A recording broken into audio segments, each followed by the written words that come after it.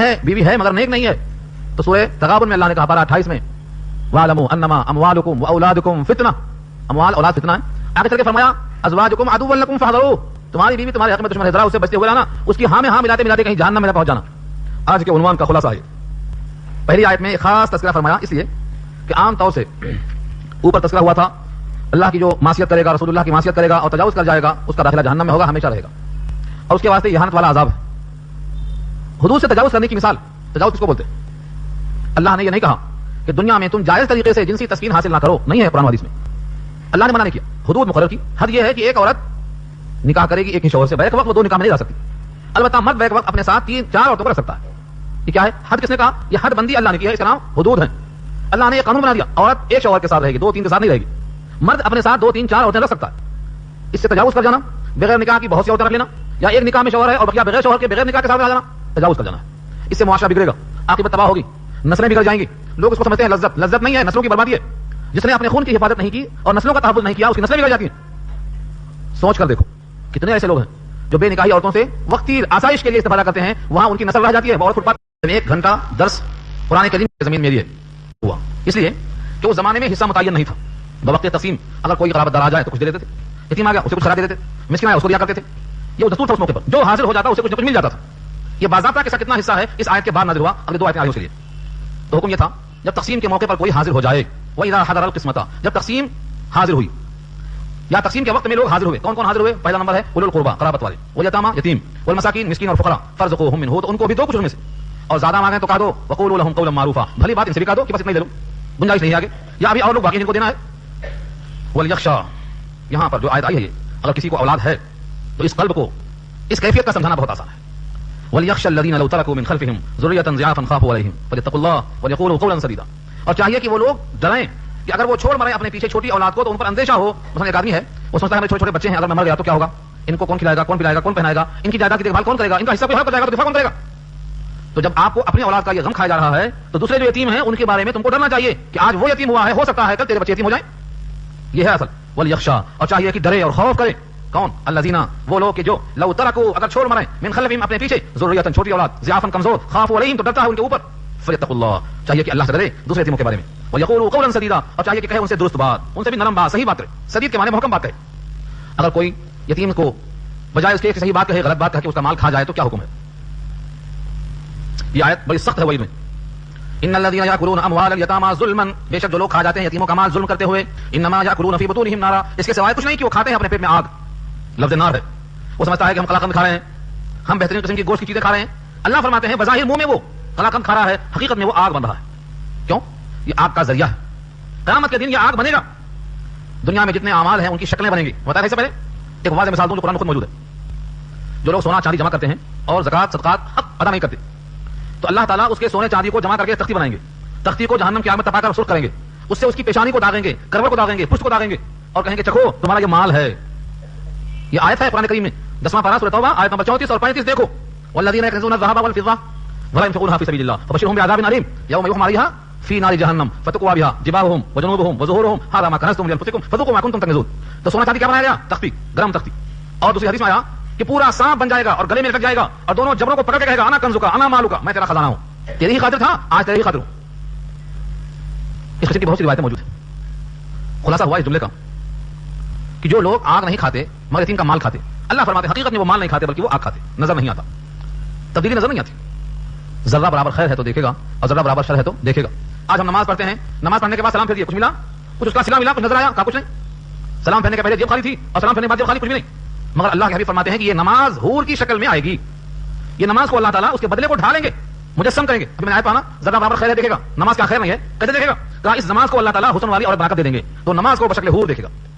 بلکہ بعض روایتوں میں یہاں تک لکھا ہے ایک صاحب کی حور بغیر آنکھ کی آئی, آنکھ نہیں تھی اس کو, حور بغیر آنکھ کی خواب میں دیکھا, تعبیر پوچھی, کہا میری حور کو آنکھ نہیں تھی مگر حور بڑی حسین تھی. کہا شاید تم نماز جب پڑھتے ہو تو آنکھیں بند کر کے پڑھتے ہو. فرمایا بالکل سچ ہے, کہا ایسا مت کرو, نماز میں آنکھیں بند کرنا مکروہ ہے, کھول کے پڑھو. ہاں اگر کوئی ایسا آدمی ہے کہ مجبور ہے, بغیر بند کیے ہوئے دھن نہیں بیٹھتی, یہاں چلا جاتا ہے, تو مجبوراً تو جائز ہے, بلا کراہت جائز ہے. لیکن اگر توجہ بیٹھ سکتی ہے تو آنکھ کھول کے پڑھنا چاہیے, کیونکہ آنکھوں کو بھی تو حق ہے. جب آدمی سجدہ کرتا ہے تو صرف سجدہ نہیں ہوتا, اس کی آنکھیں, اس کی ناک, اس کی پیشانی, اس کی ٹڈی, اس کے رخسار, اس کے ہاتھ, اس کی کمر, اس کے 365 جوڑ سب سجدے میں ہوتے ہیں اور سب کہتے ہیں سبحان ربی العلیٰ. تو آنکھوں کو محروم کرتے ہیں آپ, بلکہ ہو سکے تو آنکھ میں کیفیت آئے اور آنکھیں آپ کی طرف دبا جائیں آنسوؤں سے, تو نماز حور کی شکل میں آئے گی. زکات کا نہ دینا سانپ کی شکل میں آئے گا. ایسے مختلف قسم کی چیزیں ہیں. اگر کوئی آدمی مال غنیمت میں سے گھوڑا چرا لیا, مال غنیمت میں سے بال کا جوتا چرا لیا, یہ سب روایت بخاری کے اندر موجود ہے. فرماتے ہیں قیامت میں وہ اونٹ گردن پہ سوار ہوگا اور اپنی آواز نکالتا رہے گا اے محمد صلی اللہ علیہ وسلم مجھے بچا لو, مجھے بچا لو. اور میں کہوں گا تم کو میرے اللہ کا پیغام پہنچا دیا تھا, تم اس کے ذمہ دار ہو, بھگت لو. بخاری میں روایت ہے جو چیز چرایا تھا وہ کندھے پہ سوار رہے گی. آگے یہ بھی ہے اگر بکری ہے تو اپنے پیروں سے رونقتی بھی رہے گی. تو معلوم ہوا جو چیز ہم دنیا میں دیکھتے ہیں اعمال کے اعتبار سے اس کی شکل بنے گی. یہاں پر ہم مال کھاتے ہیں یتیم کا, اس کی شکل بنے گی. وہ شکل کیا بنے گی؟ آگ. ان الذین یاکلون اموال الیتامی ظلما, یہ ظلم کی قید کیوں ہے؟ اگر محبت میں کھایا, مثلا یتیم کے ساتھ پرورش ہے, اس کا کھانا میرا کھانا ساتھ تکتا ہے تو کھا لیا, یہ ظلم نہیں ہے, یہ حق الخدمت ہے, جائز کے پیچھے ظلم کھایا ہے. اپنے کو بڑا سمجھ کر ان کا پرسان حال کون ہے غریبان پکڑنے والا, اس طرح کھا لیا تو اب وہ آگ بنے گا. اور صرف پیٹ میں آگ نہیں, وہ سیصلون سعیرا, ان قریب داخل ہوں گے وہ آگ میں داخل کیے جائیں گے. لفظ آگ نے کہا, سعیر کہا, سین عین رے. سعیر سورا شعلوں کو بولتے, ایسے شعلے جس میں دھواں نہ ہو ان کو شعلے کو سعیر کہتے ہیں. اصحاب السعیر, شعلے والے. قرآن کریم کی کئی آیتیں موجود ہیں. یہاں تک کہ مضمون ہوا, اب میراث کا خشک مضمون آ رہا ہے. خشک کے ساتھ کر رہا ہوں, حساب کتاب اگر نہیں آئے گا تو روئیں گے آپ, کہیں سمجھ میں نہیں آ رہا ہے. یہاں سے لے کر دو آیتیں طویل ہیں, دونوں آیتوں میں میراث کا بیان ہے. آیت نمبر 10 ختم ہو چکی, 11 اور 12 دو آیتیں, 11 اور 12. جن کو میراث کا مسئلہ دیکھنا ہے 11 12 پڑھ کے گھر میں مطمئن ہو جائیں. پورے مسائل یہاں موجود ہیں. میں صرف ترجمہ کروں گا, جو تجزیہ کر سکتا ہوں, جو سمجھ میں آ سکتا ہے اتنا حصہ ضرور کروں گا تجزیہ, اور جو بہت لطیف ہے وہ آپ اپنے گھروں میں مطالعہ کریں, پوچھیں, دیکھیں, کیونکہ میراث کا مسئلہ آدھا علم ہے. آدھا شریعت کا آدھا علم کیا ہے؟ میراث, اور آدھے میں باقی مسائل. تو پوری شریعت کتنی بڑی ہے, اس کا آدھا میراث ہے, تو ایک گھنٹے میں وہ آدھا علم کہاں سے آ جائے گا؟ طویل بہت ہے. آپ توجہ کے ساتھ سنیں, میں پوری کوشش کرتا ہوں. یوصیکم اللہ فی اولادکم, وصیت کرتا ہے اللہ تم کو تمہاری اولاد کے بارے میں. کس کو بولتے ہیں وصیت؟ لوگ سمجھتے ہیں کہ وصیت کرتے ہیں مرنے والے کا حکم, یہ صحیح نہیں ہے. ہر تاکیدی بات کو وصیت کہا جاتا ہے, چاہے مرنے والا کہے چاہے جینے والا کہے. یہاں تک کہ اللہ تعالیٰ فرماتے ہیں جب تاکیدی حکم تو اس کا نام بھی وصیت ہے. وصیت ہے. ابراہیم نے اپنے بیٹوں سے کہا تھا, وہ وصیت ہے. وصا بہا ابراہیم بنیہ ویعقوب, وصیت ہے وہ بھی. تو تاکیدی حکم وصیت کہلاتا ہے. مرنے والا مرنے کے بعد تو موقع نہیں ملے گا, تو جو بات کہے گا زور دے کے کہتا ہے, تاکیدی بات ہوئی, اسی لیے اس کا نام وصیت پڑ گیا. یوصیکم اللہ, وصیت کرتا ہے اللہ فی اولادکم, تمہاری اولاد کے بارے میں. للذکر مثل حظ الانثیین, ایک قانون بنا دیا. للذکر مذکر کے لیے یعنی مردوں کے لیے, مثل ہے مانند ہے, حظ حصہ, انثیین دو مؤنث کے برابر, یعنی دو عورتوں کو جتنا ملے اتنا ایک مرد کو ملے. ایک مرد کا حصہ کتنا جتنا دو عورتوں کا حصہ ہے. مثلا 4 بہن ہیں اور ایک بھائی ہے, 4 بہن ہیں ایک بھائی ہے, تو کتنے حصے ہوں گے اس کے؟ 3 حصے ہوں گے. ایک حصہ تو بھائی کو مل جائے گا, اور باقی 2 حصہ جو ہوں گے اگر برابر کیے جائیں گے تو برابر ہو جائے گا حصہ. تو کیا کریں گے؟ حکم بدل جائے گا. کیسے کریں گے اس کو؟ 2 حصے کریں گے, ایک حصہ پورا بھائی لے لے گا اور ایک حصے کے ٹکڑے کریں گے, دونوں بہنوں کو تقسیم کیے جائیں گے. تو للذکر مثل حظ الانثیین کا مطلب کبھی بھی وصول لاکھوں میں ہو یا کروڑوں میں ہو, 2 بہنوں کو جتنا ملے گا اتنا ایک بھائی کو ملے گا, یہ وصول ہے. اب یہ وصول کہاں کہاں لاگو ہوگا, اس کی شکلیں کتنی ہیں, سب تلاش کرتے جائیں. فإن كن نساء فوق اثنتين, بس اگر ہیں عورتیں ہی عورتیں, 2 سے زیادہ, بھائی نہیں ہے کوئی, صرف عورتیں ہیں لیکن 2 نہیں ہیں, 2 سے زیادہ ہیں, تو کتنا پائیں گی؟ فلہن, تو ان کے لیے ہے ثلثا ما ترک, جو کچھ چھوڑا ہے اس کا 2/3, 2/3 جس کو بولتے ہیں, 2 حصہ ملے گا 3 میں سے. ثلث کہتے ہیں 1/3 کو, ثلثا 2/3 کو, وہ 2/3 ملے گا ان کو. وإن كانت واحدة, اور اگر ایک لڑکی ہے, فلہن نصف, تو اس کو آدھا ملے گا. ولأبویہ, اور اس کے ماں باپ کے واسطے, لكل واحد منهما, ان میں سے ہر ایک کے لیے السدس, چھٹا حصہ ملے گا, مما ترک, جو کچھ اس نے چھوڑا ہے, ان كان له ولد, اگر اس کو لڑکا ہے. ان صاحب اولاد ہے تو 1/6 ملے گا. فإن لم يكن له ولد, اور اگر وہ صاحب اولاد نہیں ہے, وورثه ابواه, اور اس کے وارث صرف اس کے ماں باپ ہیں, فلأمه السدس, تو ماں کو 1/3 ملے گا. فإن كان له إخوة, بس اگر اس کے بھائی ہیں, فلأمه السدس, تو اس کی ماں کے واسطے چھٹا حصہ ملے گا. کب؟ من بعد وصیت, وصیت کے بعد, یوصی بها, جس کی وصیت کی جاتی ہے عام طور سے, او دین, یا قرضہ, پہلے قرضہ پھر اس کا وصیت پھر تقسیم. عام طور سے کیا ہے, کفن دفن شروع ہو جاتا پہلے, حدیث میں آتا ہے پہلے قرضہ. یہاں قرضے کی اہمیت جب پہلے ہے تو لفظ وصیت پہلے کیوں دے دیا؟ تاکہ اس میں حکمت ہے. لوگ کیا کرتے ہیں, قرضے کو تو ہم سمجھتے ہیں, وصیت کو اڑا دیتے ہیں. تو اللہ نے قرضے سے زیادہ پہلے تاکید بیان وصیت کر دیا, پہلے وصیت پوری کرو, اس کے بعد قرضہ. وصیت کے بارے میں گفتگو پیچھے آ چکی ہے کہ وہ پورے مال میں سے 1/3 تک نافذ ہو سکتی ہے, اس سے زیادہ نہیں. وصیت ان کے حق میں ہوگی جن کا حصہ میراث متعین نہیں. یہ 2 باتیں رکھنا. فرمایا یوصی بها او دین, قرضہ, پہلے قرضہ ادا کریں گے, وصیت نافذ کریں گے, کفن دفن کا انتظام کریں گے, اس کے بعد تقسیم شروع. اور اگر شوہر مر جائے تو ولہن الربع, اور عورتوں کے واسطے 1/4 ہے, مما ترکتم, جو تم نے چھوڑا, ان لم یکن لکم ولد, اگر تمہارے پاس اولاد نہیں ہے. فإن كان لكم ولد, اور اگر ہے تمہارے واسطے اولاد, فلہن الثمن, تو ان کو ملے گا 1/8. ثمن 8واں حصہ, 8 روپے میں 1 روپیہ. مما ترکتم, جو تم نے چھوڑا, من بعد وصیت, وصیت کے بعد, توصون بها, جس کی تم وصیت کر جاؤ, او دین, یا قرضہ کے بعد. وإن كان رجل يورث کلالہ, اور اگر ہے کوئی آدمی کی وراثت دی جاتی ہے اس کی کلالہ کی طرف, یعنی کلالہ کسے کہتے ہیں یہ نئی بات آپ کے لیے. اور اگر ہو وہ مرد کہ میراث دی جاتی ہے اس کی کلالہ, یا وہ عورت ہو, مطلب کیا ہوا, کلالہ کے معنی جس کا آگے پیچھے کوئی نہ ہو, نہ باپ ہے, نہ بیٹا ہے, نہ بھائی ہے, نہ بہن ہے, کوئی ہے نہ آگے پیچھے, یا کم سے کم درجے میں نہ اصل ہے نہ فرع ہے, دور کی بہن ہے. تو کلالہ کے معنی جس کی اصل اور جس کی نقل دونوں نہ ہو. اب امراتن, یا کوئی عورت ہے, اس حالت میں وله اخ او اخت, کہ اس کے لیے صرف ایک بھائی ہے یا صرف ایک بہن ہے, فلكل واحد منهما السدس, تو ان میں سے ہر ایک کے واسطے 1/6 ہے. یہاں پر وہ قاعدہ ٹوٹ جائے گا, للذکر مثل حظ الانثیین کا, یعنی قاعدہ نافذ ہوگا, کیونکہ یہ ایسی عورت یا ایسا مرد جو کلالہ ہے, اس کے واسطے ایک بھائی ہے یا ایک بہن ہے, تو ان کو برابر حصہ ملے گا. فإن كانوا أكثر من ذلك، اور اگر وہ اس سے زیادہ ہیں فهم شرکاء فی الثلث، تو پورے کے پورے شریک ہو جائیں گے 1/3 میں، من بعد وصیت، وصیت کے بعد، یوصى بها جس کی وصیت کی جاتی ہے، او دین یا قرضے کے بعد، غیر مضار، یہ لفظ نوٹ ہے قرآن میں، غیر مضار، نہ کہ ضرر پہنچانے والا۔ بعض دفعہ وصیت کرنے والا چاہتا ہے کہ پورے ورثہ کو تکلیف ہو جائے، ضرر پہنچانے کو بولتے ہیں۔ مثلا کہتا ہے میرے مرنے کے بعد میری پوری جائیداد مدرسے کو دے دینا، مدرسہ اتنا پیارا تھا تو پہلے دیا ہوتا مدرسے کو، مرنے کے دن دینے کا مطلب کیا ہے کہ مجھ کو جو فائدہ ہونا تھا وہ تو ہو گیا، اب یہ لوگ کھائیں گے گمش کریں گے، بہتر یہ دے دو، تو یہ کیا ہے؟ یہ مضار میں آتا ہے۔ اسی واسطے حکم دے دیا 1/3 سے زیادہ میں وصیت نافذ ہو ہی نہیں سکتی، اور ایک شرط لگا دیا جن کا حصہ متعین ہے شریعت میں ان کو بھی وراثت کے علاوہ وصیت کا حصہ نہیں مل سکتا۔ وصیت من اللہ، یہ سب وصیت ہے اللہ کی طرف سے، واللہ علیم حلیم، اور اللہ علم والے، علم والے ہیں، جانتے ہیں کسے کتنا مال ملنا چاہیے، اور حلم والے ہیں، تحمل والے ہیں، اگر کوئی اس میں کوتاہی کرتا ہے یا اب تک کر چکا ہے تو اس کو برداشت کرنے والے ہیں۔ یہ تقسیم کے بعد اگر اس کی تفصیل میں آپ جائیں تو ایک پوری کتاب بنتی ہے، اس کا نام کیا ہے؟ السراج فی المیراث۔ السراج فی المیراث ان 2 آیتوں پر مکمل کتاب ہے، ہم نے سلسلہ سنایا ہے ترجمے کے ساتھ۔ جیسے شوہر کی 2 حالتیں بتایا نا، اولاد ہے یا نہیں ہے، 2 حالت ہو گئی، 1/4 یا آدھا۔ بیوی کی 2 حالت ہے، اولاد ہے یا نہیں ہے، 1/8 یا 1/4۔ ایسے ہی باپ کی 2 حالت ہے، اولاد ہے یا نہیں ہے، اولاد نہیں ہے تو 1/3، اولاد ہے تو 1/6۔ ایسے اور حوال بنتے ہیں، اس کی بہت سی شکلیں ہوتی ہیں، ان شکلوں کی تبدیلی سے بڑھتے جاتے ہیں قصے۔ اس سلسلے میں 2 اصول یاد کرنا ہے۔ پہلا اصول تو یہ ہے کہ میراث کا علم آدھا علم ہے، شریعت کا آدھا علم میراث، اور میراث کے اندر تبدیلی کرنے کا حق کسی کو نہیں دیا اللہ نے، خود بیان کیا اللہ نے، ان کا اتنا، ان کا اتنا، ان کا اتنا۔ اگر کوئی تبدیل کر دیتا ہے تو اللہ کے تفسیر بیان کی کوئی حیثیت اس کے پاس نہیں لگی، اس لیے میراث کے اندر نہ ڈنڈی مارنا جائز ہے نہ کمی کرنا جائز ہے، اضافہ کمی نہیں کر سکتے۔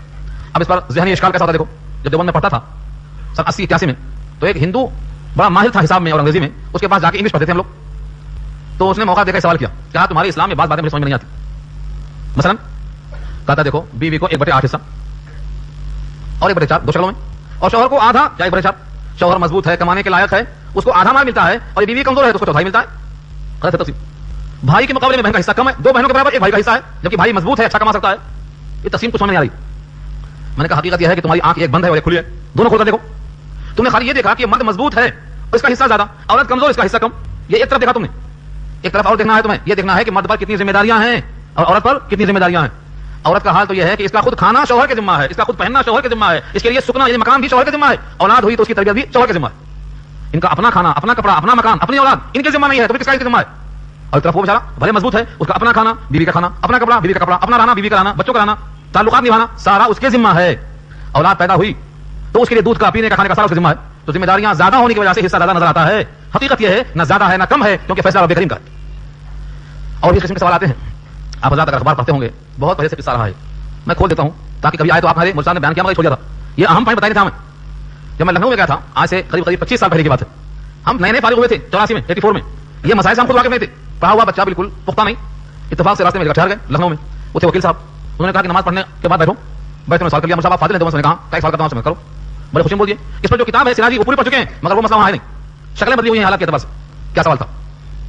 ایک آدمی کے 4 بیٹے ہیں، ایک آدمی کے 4 بیٹے ہیں، اور ہر بیٹے کی اولاد ہے، کتنی ہے اسے پاس نہیں۔ اتفاق ایسا ہوا کہ یہ 4 بیٹوں میں سے ایک بیٹا مر گیا، چوتھا بیٹا مر گیا۔ اب جو دادا ہیں ان کی میراث ان 3 بیٹوں کو آئے گی، چوتھا بیٹا جو مر چکا ہے اس کے بیٹوں کو نہیں ملے گی۔ سمجھ آ رہا ہے؟ ایک صاحب کے 4 بیٹے ہیں اور ہر بیٹا صاحب اولاد ہے، ابھی دادا زندہ موجود ہیں، ان 4 میں سے ایک کا انتقال ہو گیا، جس کا انتقال ہوا وہ تو بیچارہ مرا ہی مرا، اس کے بیٹے بھی پیسوں سے محروم ہو جائیں گے، دادا میں حصہ نہیں ملے گا۔ کیوں؟ ابھی سن چکے ہیں آپ کے قریب کے ہوتے ہوئے دور والے کو حصہ نہیں ملے گا۔ یہ 3 بیٹے دادا سے قریب ہیں اور پوتا ان کے مقابلے میں دور ہے، لہذا ان کو حصہ نہیں ملے گا۔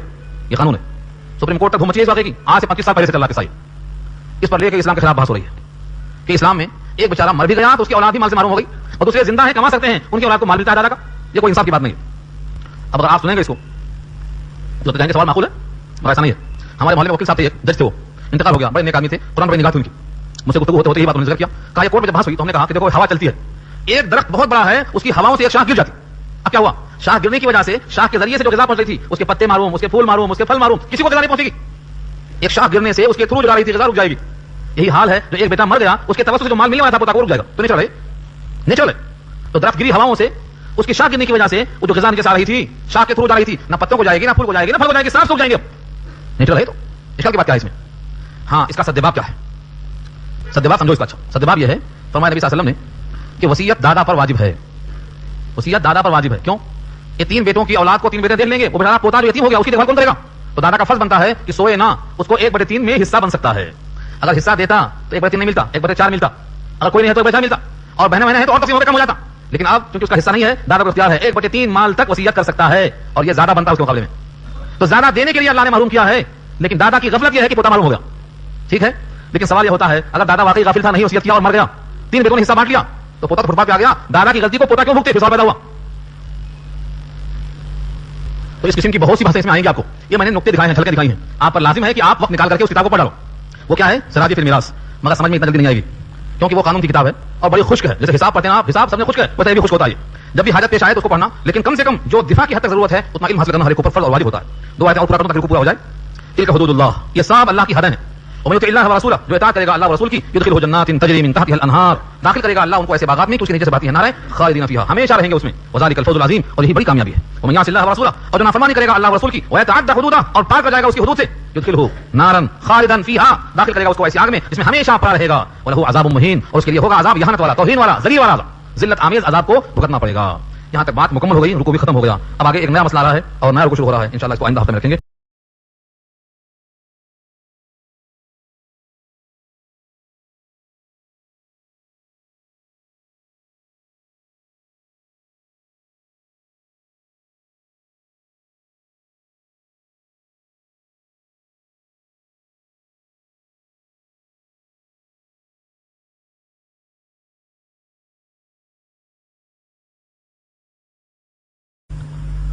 चौथा पारा सूरह निसा।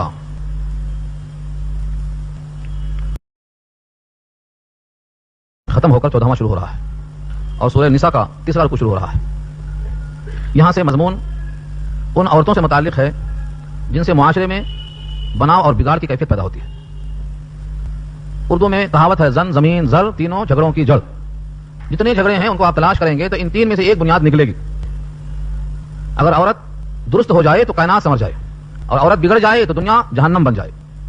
अल्लामा सादी ने कहा था गुलिस्तान में, ज़ीनहार अज़करीने बद ज़ीनहार वक़ीना रब्बना अज़ाबन नार, बुरे साथी से अल्लाह की पनाह, हमको जहन्नम की आग से बचा ले। तो दुनिया में जो रफीक हयात है, अगर उसके सामने आखिरत है, तकवा है, शरीयत की पाबंदी है, तो दुनिया में उससे बेहतर कोई सरमाया नहीं। आका ने फरमाया, खैरु मताई दुनिया अल-मरअतु सालिहा, बेहतरीन सरमाया दुनिया में जिनसे फायदा उठाया जाता है उसको मता कहते हैं। उन तमाम मालो मता में खैरु मताई दुनिया, दुनिया के तमाम सरमाए में सबसे बेहतर अल-मरअतु सालिहा, नेक बीवी। और अगर नेक नहीं है, बीवी है मगर नेक नहीं है, तो सूरह तगाबुन में अल्लाह ने कहा पारा 28 में, वालमू अन्नमा अमवालुकुम व औलादुकुम फितना, अमवाल औलाद फितना है। आगे चल के फरमाया, अज़वाजुकुम अदुव्वन लकुम फहज़रू, तुम्हारी बीवी तुम्हारे हक में दुश्मन है, जरा उससे बचते हुए रहना, उसकी हां में हां मिलाते मिलाते कहीं जहन्नम में न पहुंच जाना। आज के उन्वान का खुलासा है। पहली आयत में खास तज़किरा फरमाया इसलिए कि आम तौर से ऊपर तज़किरा हुआ था अल्लाह की जो मासियत करेगा, रसूलुल्लाह की मासियत करेगा और तजावुज़ कर जाएगा, उसका दाखिला जहन्नम में होगा, हमेशा रहेगा, और उसके वास्ते इहानत वाला अज़ाब है। हुदूद से तजावुज़ करने की मिसाल, तजावुज़ किसको बोलते हैं? अल्लाह ने यह नहीं कहा कि दुनिया में तुम जायज तरीके से जिनसी तस्कीन हासिल ना करो, नहीं है कुरान हदीस में। अल्लाह ने मना नहीं किया, हुदूद मुकर्रर की। हद यह है कि एक औरत निकाह करेगी एक ही शौहर से, बैक वक्त वो दो निकाह में नहीं रह सकती। अलबत्ता मर्द बैक वक्त अपने साथ 3-4 औरतों को रख सकता है। ये क्या है? हद किसने कहा? यह हद बंदी अल्लाह ने की है, इसका नाम हुदूद है। अल्लाह ने यह कानून बना दिया, औरत एक शौहर के साथ रहेगी, 2-3 के साथ नहीं रहेगी। मर्द अपने साथ 2-3-4 औरतें रख सकता है। इससे तजावुज़ कर जाना, बगैर निकाह की बहुत सी औरतें रख लेना, या एक निकाह में शौहर है और बकिया बगैर शौहर के बगैर निकाह के साथ रह जाना, तजावुज़ कर जाना है। इससे मुआशरा बिगड़ेगा, आखिरत तबाह होगी, नस्लें बिगड़ जाएंगी। लोग इसको समझते हैं लज्जत, लज्जत नहीं है, नस्लों की बर्बादी है। जिसने अपने खून की हिफाजत नहीं की और नस्लों का तहफ़्फ़ुज़ नहीं किया, उसकी नस्लें बिगड़ जाती हैं। सोच कर देखो कितने ऐसे लोग हैं जो बेनिकाही औरतों से वक्ती आसाइश के लिए इस्तेफादा करते हैं, वहां उनकी नस्ल रह जाती है, और फुटपाथ किया तो बच्चा कहां जाएगा? फुटपाथ रह जाएगा। और खुदा न खास्ता वो लड़की पैदा हुई तो उससे भी वही काम शुरू हो जाएगा। इस तरीके से शरीफ लोगों की औलाद गैर शरीफों की गोद में रह जाती है। आज जितने लोगों के दिमाग में है सोच नहीं सकते। कितने ऐसे खानदान हैं जो आज काफिरों की नस्ल में पलते बढ़ते हैं मगर वो खून मुसलमानों का है। उसकी वजह क्या होती है? यही जिनसी बेराहवी। इस्लाम ने सख्ती से मना किया इसको, अपने खून की हिफाजत करो ताकि तुम्हारी नस्ल महफूज है। उसके खिलाफ औरत करती है तो यह आयत उसके बारे में फरमाया, वल्लाती यातीन अल फाहिशता मिन निसाइकुम, और जो लाती हैं बेहयाई तुम्हारी औरतों में से। वल्लाती ये जमा है, इसका वाहिद अल्लती है। अल्लती अल्लतान दो, अल्लाती बहुत सी औरतें, यातीना आए, अल्फाहिशा बेहयाई, बेहयाई लाएं, मुराद है जिनसी बेराहवी पर आमादा हो जाएं। मिन निसाइकुम तुम्हारी औरतों में से, मुराद मोमिन, मोमिन अपने से। फस्तशहिदू अलैहिन्ना अर्बाअतम मिनकुम, तो तुम इस्तिशहाद के माने गवाही तलब करो। फस्तशहिदू गवाही तलब करो, इस्तिशहाद के माने गवाही मांगना, अलैहिन्ना उनके खिलाफ, यानी पहले मान लो बाद में गवाही तलब करो नहीं, पहले गवाही तलब करो। हमारे मुआशरे में क्या है, पहले दिल में यकीन कर लेंगे, गवाही तलाश करेंगे बाद में। इससे मुआशरा बिगड़ता। सुन लिया, काना पूर्ति हुई, किसी ने किसी के बारे में कुछ कह दिया, दिल में यकीन फौरन बैठ जाता, हाँ बस ऐसे हुआ। अब उसके बाद गवाहियां हैं कि नहीं है, बात की चीजें तलाश करेंगे बाद में, सबूत बाद में। लेकिन इस आयत ने कहा नहीं, फस्तशहिदू अलैहिन्ना अर्बाअतम मिनकुम, तुम में से पहले 4 गवाह उसके खिलाफ तलब करो। अगर कोई 4 गवाह तलब नहीं करता है तो कोई गवाह नहीं, या 1 है या 2 है या 3 है, 4 गवाह नहीं है तो क्या हुक्म है? अल्लाह फरमाते हैं कि वो झूठा है। 1 गवाही है तब भी झूठा, 2 गवाही तब भी झूठा, 3 गवाही तब भी झूठा, 4 तलब करो तब तक झूठा। قرآن کریم میں سورہ نور پارہ 18 آیت نمبر 10 اور 11 مکمل پڑھ لیجیے. جناب عائشہ کی شان میں نازل ہوئی ہے, ان کی برات آسمان سے اتری ہے. لولا جاؤ علیہ باربات شہداء فإذ لم يأتوا بشهداء فأولئك عند الله هم الكاذبون. اگر وہ 4 گواہ نہیں لا سکے تو اللہ کے ہاں وہ جھوٹے ہیں. دنیا سچی مانتی ہے, مان لے, دنیا کے لوگ سچا سمجھتے ہیں, سمجھ لے, اللہ کی نگاہ میں وہ جھوٹے ہیں. لولا جاؤ علیہ باربات شہداء, کیوں نہیں 4 گواہ لائے؟ فإذ لم يأتوا بشهداء, اگر 4 گواہ نہیں فأولئك عند الله هم الكاذبون, جھوٹے اللہ کے نزدیک. سورہ نور کی اس آیت پر ایک حدیث مسلم کی, اور یہ حدیث ہمارے معاشرے میں پھیلانے کی سخت ضرورت ہے. اللہ کے حبیب محمد مصطفیٰ صلی اللہ علیہ وسلم الف الف مرہ بعدد کل ذرہ کا ارشاد گرامی ہے, فرمایا کفا بالمرء کذبا ان یحدث بكل ما سمع. جھوٹا ہونے کے لیے آدمی کو بس یہ کافی ہے کہ جو سن لے بیان کر دے, جو سن لیا منہ سے نکال دیا, اس کے جھوٹا ہونے کے بعد یہ کافی ہے. اور کذب منافقت کی 1/4 حیثیت رکھتی ہے. منافق میں 4 صفتیں ہوتی ہیں, ان میں سے ایک صفت کیا ہے؟ کذب. اور اردو میں یا کے معنی میں روٹی یا چاول, ٹھنڈا یا گرم, کیا پوچھتے ہیں آپ؟ ان دو میں سے ایک. او تخییر کے واسطے آتا ہے, ٹھنڈا لیں گے یا گرم, مطلب دو میں سے ایک پیش کیجیے, قبول کیجیے. تو یہاں اشارہ اسی کی طرف, یا تو قید میں ڈال دو مرنے کے دن تک, یا اللہ کا حکم اگر آ جائے اس کے مطابق کر لو. وہ حکم آ گیا قرآن میں, وہ حکم یہاں نہیں ہے, وہ دوسرے مقام پہ ہے. اگر وہ پوشیدہ ہے تو اردو کا ترجمہ دیکھ کے اگر لے کے پھرنے والے ہیں تو کیا کہیں گے؟ دیکھو قرآن میں آیا ہے کرو ان کو ماننے تک. ایک ہی آیت معلوم, بعض لوگوں کو ایک ہی حدیث معلوم, وہ ایک لے کے پھرتے. بخاری میں آگے دیکھو, بخاری میں آگے وہ ایک آئی, مگر اس کے ساتھ اور بھی تو ہے اس باب میں, وہ بھی دیکھو. نہیں, وہ نظر نہیں آتی. یہ آیت منسوخ ہے, پوری آیت نہیں, یہ ٹکڑا یتوفاہن الموت کا ٹکڑا منسوخ ہے. کون سی آیت سے منسوخ ہے؟ اسی سمجھ میں آ رہی ہے کیا الفاظ ہیں؟ اللہ نے فرمایا اگر یہ ثابت ہو جائے, اگر یہ ثابت ہو جائے تو 2 شکلیں, 4 گواہ مل جائیں تو بجائے قید خانے میں ڈالنے کے موت تک کے لیے 2 شکلیں. وہ عورت شادی شدہ ہے کہ نہیں, شادی شدہ نہیں ہے تو اس کو 100 کوڑے مارو, اور شادی شدہ ہے تو پتھروں سے مار مار کے سنگسار کر دو, ختم کر دو, اتنا مارو کہ وہ ختم ہو جائے. یہ تو حکم آ گیا. اب قید خانے میں نہیں ڈالیں گے اس کو. اس آیت سے یہ آیت منسوخ ہو گئی, الزانیۃ والزانی فاجلدوا کل واحدۃ منہما 100 جلدہ, 100 جلدہ, 100 کوڑے مارو. یہ سورہ نور کی آیت سے یہ آیت کینسل ہو گئی. لوگ کہتے ہیں قرآن کریم میں کینسلیشن ہے کیا, جس کو ہم منسوخ بولتے ہیں, ناسخ اور منسوخ. بہت سے لوگوں نے اختلاف کیا ہے اور بہت سے لوگوں نے تطبیق دیا, جوڑنے کی کوشش کی. اس کا مطلب یہ, اس کا مطلب یہ, منسوخ نہیں. اس کے باوجود 5 آیتوں پر امت کا اجماع ہے کہ یہ منسوخ ہے. حضرت شاہ ولی اللہ محدث دہلوی نے اصول تفسیر کی جو ہم کتاب ان کی الفاظ الکبیر ہے, 5 آیتیں پیش کی ہیں کہ پر امت کا اجماع ہے کہ یہ منسوخ ہے. اور جو اجماع سے ہٹ کر اختلافی ہیں وہ تو 100 میں ہیں. جب آیتوں میں تنسیخ ہو سکتی ہے تو حدیثوں میں بھی ہو سکتی ہے. اس کی معلومات بغیر رکھے بولنا یہی غلطی ہے. تحقیق کے بغیر نہیں بولنا چاہیے. اس واسطے کہا ہے سن کے بول دینا جھوٹا ہونے کے واسطے کافی ہے. اس واسطے کہا تحقیق کرے, کچھ بھی بات کرنا ہے تو تحقیق. واللذان یاتیانہا منکم فعادوہما, اور جو 2 مرد ہوں, اوپر کیا تھا واللاتی عورتیں, یہاں کیا ہے واللذان یاتیان مرد آ گئے. واللذان یاتیانہما, اور جو 2 مرد لائیں منکم تم میں سے بے حیائی کو, فعادوہما, تو ان کو اذیت پہنچاؤ. اذیت سے مراد کیا ہے؟ وہی 100 کوڑے. اور اگر وہ شادی شدہ ہیں تو سنگسار. فإن تابا وأصلحا فأعرضوا عنهما, بس اگر وہ دونوں توبہ کر لیں اور اپنی اصلاح کر لیں تو ان دونوں سے اعراض کر جاؤ. فإن تابا, اگر دونوں توبہ کر لیں, یعنی اللہ کی طرف متوجہ ہوں, اپنی غلطی پر نادم ہوں, گناہوں پر استغفار کریں, اور اس نیکی, اس برائی کو ختم کرنے کے واسطے کچھ نیکیاں وجود میں لائیں, وأصلحا, اور اپنی اصلاح کر لیں, فأعرضوا عنهما, تو ان سے اعراض کر جاؤ. اب اس کا اہم نقطہ یہ ہے, اعراض کیوں کر جاؤ, اصلاح کیسے ہو سکتی؟ توبہ کا مطلب ان اللہ کان توابا رحیما, بے شک اللہ تواب ہے. تواب مبالغہ ہے, جیسے قوال, تواب قوال. ایک قول بات کو بولتے ہیں, ایک بات کو بار بار بولتے ہیں نا تو قوال بن گیا, اور اس کے بولنے والے کو قوال صاحب کہیں گے, اور ان کے محفلوں کو قوالی کہیں گے, قوال. ایسے کہا یہاں پر تواب, توبہ سے بہت معاف کرنے والا. کتنا معاف کرتا, کتنی بار؟ این درگاہ ما درگاہ نومیدی نیست, 100 بار اگر توبہ شکستی بازا, اگر 100 بار تم نے توبہ کیا اور توڑ دیا تو بھی آ جا. اس در سے مایوسی جائز نہیں ہے. لا تقنطوا من رحمت اللہ. حضرت حمزہ کے قاتل وحشی, جن کی وجہ سے حضور کی آنکھوں میں آنسو بھر گئے, آنکھیں ڈبڈبا گئیں, ہائے میرے حمزہ پر رونے والا کوئی نہیں. شدت کرب سے اضطراب محسوس کیا آپ نے. اس وحشی نے کہا کیا مجھے بھی اللہ معاف کر دیں گے؟ فرمایا ہاں. کہا سارے گناہ معاف کر دیں گے یا حمزہ کے قتل کو چھوڑ کر؟ فرمایا نہیں, اللہ سارے گناہوں کو معاف کریں گے. ان اللہ یغفر الذنوب جميعا, جميعا کے الفاظ اضافہ کیا اللہ نے اس موقع پر. سورہ زمر پارہ 24 کے الفاظ ہیں. جب انہوں نے کہا جميعا, سارے گناہ معاف کریں گے, تو واپس آ گئے وحشی, اسلام میں داخل ہو گئے, اور رضی اللہ تعالیٰ عنہ کا خطاب لے لیا وحشی نے. جس نے حضور کو بلا دیا ہو اس کو رضی اللہ کا خطاب مل سکتا ہے, تو مایوسی کی ضرورت کیا ہے؟ اللہ کی رحمت کے خزانے, ایک مستقل کتاب ہے, پڑھنا اس کو, کتنے دروازے کھول کر رکھا اللہ نے. تو تواب کے معنی بہت معاف کرنے والا, اس کی معافی کی انتہا. اگر سمندر کے جھاگ کے برابر بھی گناہ ہو جائے اور بندہ خلوص دل سے استغفر اللہ الذی لا الہ الا هو الحی القیوم واتوب الیہ کو پڑھے, تو سمندر کے جھاگ کے برابر بھی گناہ معاف. کس کی برکت ہے؟ لفظ تواب کی برکت ہے. تواب ہے اللہ کی ذات, خصوصاً عمر کے آخری حصے میں. اذا جاء رسول اللہ, پوری پڑھ لو, آخر میں کیا ہے؟ واستغفرہ انہ کان توابا. اس سے استغفار کرو, وہ تواب ہے. یہ نبی صلی اللہ علیہ وسلم کو خصوصی حکم آیا تھا اللہ کا آخری عمر کے موقع پر. جب نبی کو خطاب ہے واستغفرہ انہ کان توابا, تو پھر ہر آدمی کو جس کی عمر طبعی سے آگے بڑھتی ہو, یعنی امت کی عمر 60-70 کے درمیان سے آگے بڑھتی ہو, استغفار میں کثرت کرنا چاہیے. اللہ عمل کرنا آسان فرمائے. توابن کے ساتھ صفت رحیمن, رحیم کے معنی مہربانی کرنے والا, رحمت کرنے والا. اس توبہ کے طفیل گناہوں کو معاف کر دینا یہ اس کی رحمت ہے. آپ تو دل میں پال لیتے ہیں, مرے دم تک نکلتا نہیں. کہتے ہیں ہم طاقتور ہیں, کیسے کمزور پڑیں؟ ہم طاقتور ہیں, ہم کمزور نہیں پڑیں گے. اللہ سے بڑھ کر طاقتور کون ہے؟ مگر وہ معاف کر دیتا ہے. کیوں؟ مہربان ہے وہ, رحمان اور رحیم کی صفت کی وجہ سے. اس صفت کو اپنانا چاہیے. دل میں جو بات بیٹھ جاتی ہے اس کو نکالنا اور اللہ کے فیصلے کو قبول کرنا. فارسی کا, عربی کا اشعار کہتا ہے نیزوں کا زخم، تلواروں کا زخم بھر جاتا لیکن زبان کا زخم نہیں بھرتا. جراحات السنان لها التیام ولا یلتام ما جرح اللسان. زبان سے جو نکلتا وہ نہیں بھرتا لیکن مومن کو چاہیے کہ بھرے. کیوں؟ اسلام میں آنے کے بعد، توبہ میں آنے کے بعد سابقہ تمام گناہ ختم ہو جاتے بس اللہ نے. لیکن اس کا مطلب یہ نہیں ہے کہ ہر سال زمینیں قبرستان کے بیچتے جاؤ اور جاؤ کر کے آ جاؤ، توبہ کر لو معاف. پڑوسی کا مال کھاتے جاؤ، روز شام میں توبہ کرتے جاؤ، صبح پیتے جاؤ، شام کو کلہ پیٹتے جاؤ. یہ توبہ نہیں، مذاق ہے. ہمیں دیکھا بہت لوگ کلہ پیٹتے، نماز کے بعد تھپڑا منہ پہ مار لیتے. منہ پر تھپڑا مارنا منع ہے، نہیں معلوم نہ اپنے نہ غیر کے. تھپڑ نہیں مارنا، منع کیا اللہ کا رسول نے. اجتنبوا الوجہ، چہرے سے اجتناب کرو، یہ تو مارو. جب کسی غیر کے چہرے کا اکرام کرنے کا حکم ہے تو اپنے چہرے کا بھی اکرام کرنے کا حکم ثابت ہو گیا. چہرے پر نہیں مارنا. ہاں اگر محاسبہ کرنا ہے تو عمر کی طرح کرو. جناب عمر رضی اللہ تعالی عنہ اپنے داڑھی کو پکڑتے تھے اور کہتے تھے عمر تو اسلام سے پہلے بھینس کا اور اونٹ کا اور گائے کا چرواہا تھا. تیرے اندر جہالت تھی، تیرے اندر کفر اور شرک اور نفاق تھا.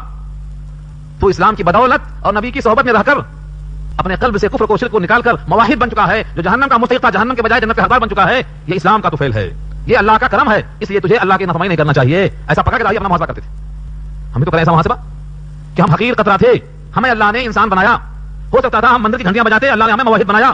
ہو سکتا ہم کسی اور کے یہاں پیدا ہو کر کفر شرک میں ہوتے، اللہ نے ہمیں امت محمدیہ کا فرد بنایا. ہو سکتا ہم کوئی اور کتاب پڑھتے، اللہ نے ہمیں کلام اللہ بخشا. ہو سکتا ہماری صحبتیں خراب ہوتی، ہم برے ماحول میں پڑھ کے فتنے پہ جاتے. اللہ نے ہمیں صحیح مقام عطا فرمایا. اپنا ہاتھ اپنے داڑھی کو پکڑ کر محاسبہ کرو. یہ لکھا جناب عمر کے بارے میں. کلے پیٹنا نہیں ہے، توبہ میں کلہ پیٹنا نہیں ہے. ہاں محاسبہ. جناب عمر کے یہ الفاظ ہیں، وہ فرماتے تھے، اتنے پیارے بول ہیں، ایک ایک لفظ تولنے کے لائق. حاسبوا انفسکم قبل ان تحاسبوا وزنوها قبل ان توزنوا. اپنا محاسبہ خود کرو اس سے پہلے کہ حساب لیا جائے، اور اپنے نام اعمال کو خود توڑو اس سے پہلے کہ توڑا جائے. تو اپنا محاسبہ کیسے کرو گے؟ ایسا ہی کرنا. اللہ کی نعمتیں ہم پر کتنی ہیں اور صبح سے شام تک ہم اللہ کی نافرمانیاں کتنی کرتے ہیں، ان دونوں چیزوں کو جوڑ لو، ہو جائے گا محاسبہ. تو یہ کب آئے گا؟ اللہ تواب بھی ہیں، اللہ رحیم بھی ہیں. ان دونوں چیزوں کا استحقاق ہونا چاہیے. اللہ نے خود فرمایا توبہ کس کی قبول ہوتی کس کی نہیں. دیکھو دو آیتیں آ رہی ہیں دونوں. پہلے میں یہ بتا دیا توبہ کس کی قبول ہوتی اور دوسرے میں کہا کس کی قبول نہیں ہوتی. دونوں یہاں موجود ہیں. قرآن تو پڑھو کھول کے. انما التوبۃ علی اللہ، اس کے سوائے اور کچھ نہیں کہ توبہ قبول کرنا ہے اللہ کے ذمہ. انما التوبۃ علی اللہ، اللہ کے ذمہ ہے توبہ قبول کرنا. کس کی؟ لیکن للذین یعملون السوء بجہالۃ، ان لوگوں کی جو کرتے ہیں برائی جہالت سے، نادانی سے، غفلت سے، لا علمی سے. ثم پھر یتوبون من قریب، جلدی ہی توبہ میں لگ جاتے ہیں. یتوبون من قریب، لفظ قریب پر زور دو. ہم کیا کرتے؟ نہیں گناہ کرتے کرتے جب دیکھتے ہاتھوں میں راشا آ گیا، دانت گر گئے، منہ میں دانت نہیں، پیٹ میں آنت نہیں، ہمیں پک گئی، اب لفظہ پر اندام، اب توبہ کرتے. تب تک جو چاہے کرتے رہتے. یہ نہیں کہا اللہ نے، کہا من قریب. ثم یتوبون من قریب. مومن کو گناہ کے بعد فوری تنبو ہو جاتا ہے. اچھا مجھ سے غلطی ہو گئی، اپنی غلطی پر فوراً نادم شرمندہ، اس کی تلافی کے واسطے فوری نیکیاں، صدقہ، نفل، خیرات. جب کپڑے دھبا کرتے فوراً صابن لگاتے صفائی کے لیے. تو نام اعمال جیسے گندا ہوا گناہ سے فوراً صفائی، توبہ استغفار سے، خیر خیرات سے. یہ ضروری ہے. تو پہلی شرط کیا رکھا؟ ثم یتوبون من قریب، توبہ کرتے ہیں جلدی. بعض لوگ ایسے ہوتے ہیں کہ ان کو توبہ کا احساس ہوتا ہی نہیں. کب ہوتا؟ جب فرعون پانی میں ڈبکی لیا، مرنے لگا، تب کہتا ہے تبت الآن، اب میں توبہ کرتا ہوں. فرعون جیسا انسان جس نے کہا تھا میں رب اعلیٰ ہوں، ڈوب رہا ہے پانی میں. سورہ یونس پارہ 11 کیا کہا اس نے؟ تبت الآن، اب میں توبہ کر رہا ہوں. اللہ نے کہا جواب میں کہا الآن، اب کر رہا ہے توبہ. توبہ کرنے کا وقت نہیں ہے یہ. الآن وقد عصیت من قبل وکنت من المفسدین. اب کر رہا توبہ، فساد کرتے کرتے کرتے جب حلق میں موت نے کھینچا ہے روح کو، اب توبہ کرتا ہے. اب توبہ قبول. ثم یتوبون من قریب، پہلی شرط ہے. اب کچھ لوگ پوچھ سکتے ہیں کہ مولانا صاحب وہ تو ڈوبتے وقت توبہ کیا تھا، قبول نہیں ہوئی، لیکن توبہ قبول ہونے کی لمٹ کیا ہے؟ 50 سال ہے کہ 70 سال ہے کہ 90 سال ہے کیا لمٹ؟ یہ میرے اللہ کی شان دیکھو. اللہ بندوں پہ رحیم اور رحمان ہے، اس کی شان دیکھو. کیا کہا؟ فلولا كانت قرية آمنت فنفعها إيمانها إلا قوم يونس لما آمنوا كشفنا عنهم عذاب الخزي في الحياة الدنيا ومتعناهم إلى حين. قوم یونس کو جتنا توبہ سے فائدہ ہوا کسی قوم کو نہیں ہوا. یونس علیہ السلام چلے گئے، 3 دن کے بعد عذاب آنے والا تھا، وارننگ دیکھے چلے گئے. اب قوم نے ڈھونڈا کہاں یونس کہاں ہے، وہ چلے گئے نہیں ہے. دیکھا اوپر آسمان پہ بادل کالے کالے دھوئیں، ڈر گئے. عذاب کے آثار کو دیکھا، عذاب آیا نہیں تھا ابھی. عذاب کو نہیں، عذاب کے آثار کو دیکھا. رونا پیٹنا چلانا چیخنا شروع کر دیا. اللہ کو رحم آ گیا، عذاب واپس چلا جا. اور قوم کے اس رونے کی وجہ سے حضرت یونس کو مچھلی کے پیٹ میں گرفتار کر دیا. کہا قوم کو چھوڑ کے جاتے کہاں ہو بغیر پوچھے ہوئے؟ قوم کو چھوڑ کر جانے سے گرفتار ہو گئے. کہاں گرفتار ہو گئے؟ مچھلی کے پیٹ. قرآن نے گواہی دی ہے اگر وہ استغفار نہ پڑھ لیتے تو قیامت تک مچھلی کے پیٹ میں رہتے. فلولا انه كان من المسبحين للبث في بطنه الى يوم يبعثون. اٹھائے جانے کے دن تک پیٹ میں رہتے. مسبحین تھے، تسبیح پڑھ لیا، کہا لا الہ الا انت سبحانك انی كنت من الظالمین. اس کے جملے تھے کہ مچھلی کے پیٹ نے اس کو برداشت نہیں کیا گرمی سے، باہر لا کے چھوڑ. تو تسبیح کا فائدہ یہ ہے، سبحان اللہ کا فائدہ یہ ہے. قوم کو فائدہ پہنچا اور آپ چلے گئے بلا عذاب کو آئے ہوئے، اس لیے وہاں مواخذہ ہو گیا. تو یہ لمٹ رکھا اللہ نے توبہ کے قبول ہونے کی. لیکن ہمیں نہیں معلوم کہ ہم بادل دیکھیں گے، دھواں دیکھیں گے تب توبہ کریں گے، یا راستہ جاتے جاتے مر جائیں گے. لوگ سردیوں میں مر جا رہے ہیں، بیٹھے بیٹھے مر جا رہے ہیں. اچھے خاصے نوجوان گھر سے نکلتے ہی مر جا رہے ہیں. کیوں؟ ایکسیڈنٹ ہو گیا، بہانہ یہ. تو موت کو اور اس کے اسباب کو، اس کے آثار کو انتظار مت کرنا. توبہ ہر عام توبہ. اس واسطے 5 نمازیں ہیں اور ہر نماز کے 2 رکعت جب آپ بیٹھتے ہیں تو ظلم تنسی ظلم کثیرہ یہ پڑھتے ہیں. یہ توبہ ہے، توبہ ہے. اس لیے فرمایا ثم یتوبون من قریب، مومن فوراً توبہ کرتا ہے. فاولئک یتوب اللہ علیہم، بس وہی لوگ ہیں کہ اللہ ان پر متوجہ ہوتا ہے، یعنی ان کی توبہ قبول کر لیتا ہے. معلوم کیا ہوا؟ جن کو توفیق مل جائے توبہ کی، اللہ سے امید رکھو کہ اللہ بھی متوجہ ہیں، توبہ قبول کر لیں گے. کچھ آیتیں قرآن کریم میں ایسی ہیں کہ ان کے پڑھنے کے بعد اگر فوری متوجہ ہو جائے توبہ کی طرف اسی آیت کا واسطہ دے کر آپ نے تو کہا ہے توب اللہ علیہم، اللہ فوری آپ کی توبہ قبول کر لیں گے، آپ کے گناہوں کو معاف کر دیں گے. اس لیے ایسی آیتوں پر گزر کر ٹھہر کر اللہ سے توبہ چاہ کر آگے بڑھنے کا حکم ہے. وکان اللہ علیما حکیما، اور اللہ ہے علم والا، حکمت والا. علم کو یہاں کیوں لائے؟ اوپر نہیں تھا، اوپر تواب اور رحیم. یہاں کیا ہے؟ علم. علیم اور حکیم دو صفت لائے. علم کے معنی جاننا، جانتے ہیں وہ کہ توبہ سچی ہے یا خالی کلہ پیٹنے کی ہے، یہ ہے اصل علم. کون سا علم؟ علم ظاہر نہیں، حقیقی قلبی کیفیت وہ جانتے ہیں کہ توبہ طلب کی ہو رہی ہے یا دکھاوے کی ہو رہی ہے.